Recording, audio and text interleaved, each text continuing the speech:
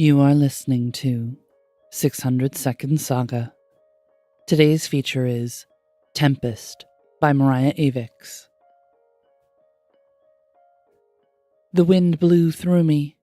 It cut to my core and I smiled. It swirled the snow in eddies behind me. Across the street, a woman bundled in a coat tromped back and forth at a bus stop. She'd be late for work at the hospital because the bus was stuck back quite a few blocks. Snowflakes landed on her cheeks, highlighting the beauty of her skin and the frustration on her face.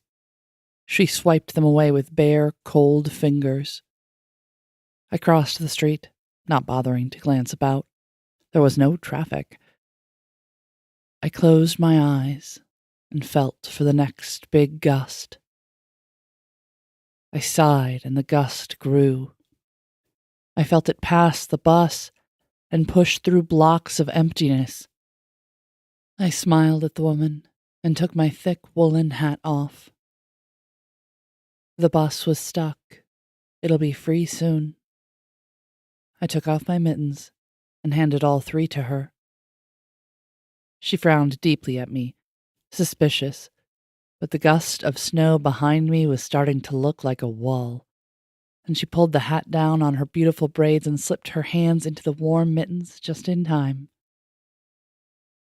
The wall of snow was driven past us with a blast of icy air. I wanted to dance in the air with the flakes, to spin about with furor and glee. But I waited. I quietly watched as it gathered snow, leaving whirlwinds swirling along in the corners of buildings, by cars, and even behind street signs. I hadn't realized I was running. I slowed to an easy, natural pace. Then slowed to the pace of a tired woman trudging through a blizzard.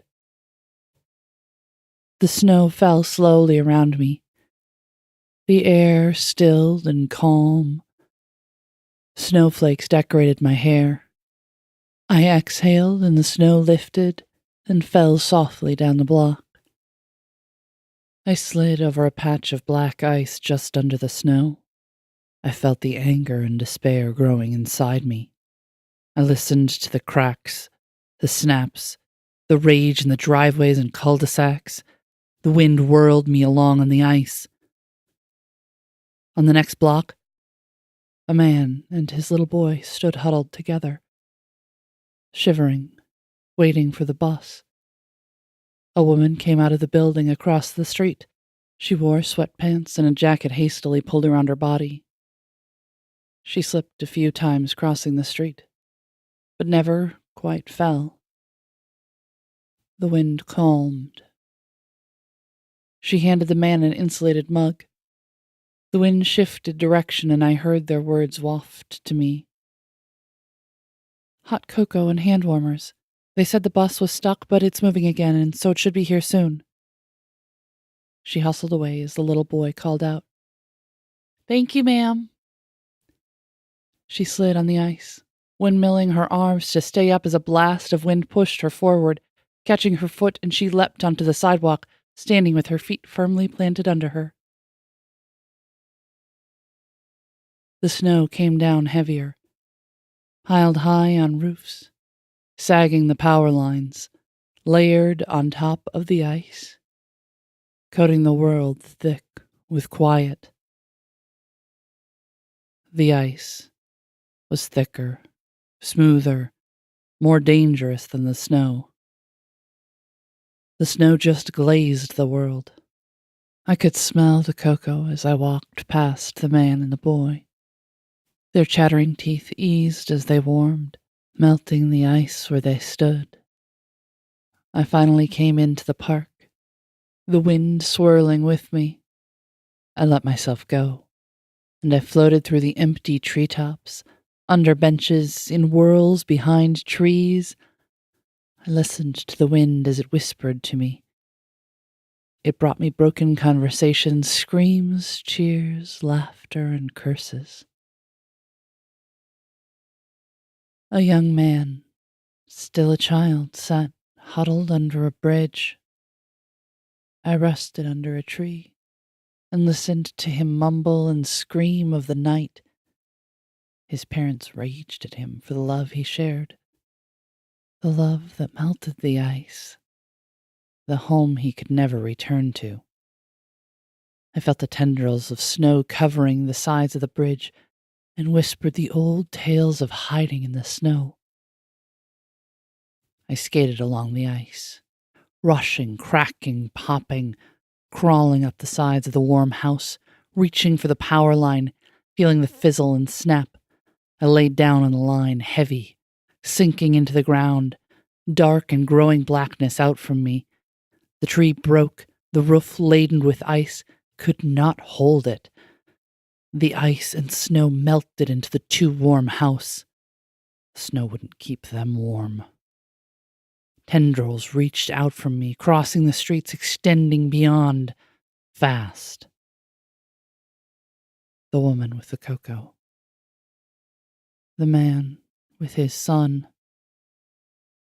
The woman waiting for the bus. The bus driver. The young man who loved. Dark as the night, glassy, and with a voice cracking, I whispered. I reminded myself that they are not all.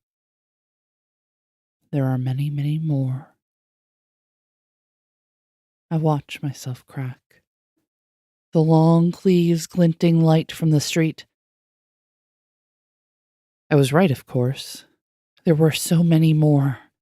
Those who weren't on the streets, who wouldn't offer cocoa, who wouldn't be getting out to work at the hospital, those who should fear the ice.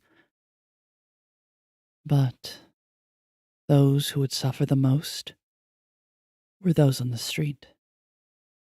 Even if they made it safely to where they needed to be, they would still suffer if the ice got worse. Maybe just the snow for now. The snow swirled around me as I walked toward the bridge. This was Tempest by Mariah Avix. Mariah Avix is the creator of Second Saga, a space for developing authors to explore the realms of science fiction and fantasy in 10 minutes or less every week. Mariah writes magical tales of how technology will change our world, and technologically laced tales of magic that probably isn't real. She is currently working on a series of novellas about shapeshifters who fight wildfires, a trilogy about a woman who refuses to admit that she has the M word, magic, and endless flash fiction. Music is provided by Mads. Learn more about 600 Saga, our authors, how to submit your flash fiction, and how to support the podcast in the show notes. This has been Mariah Avix and 600 Saga.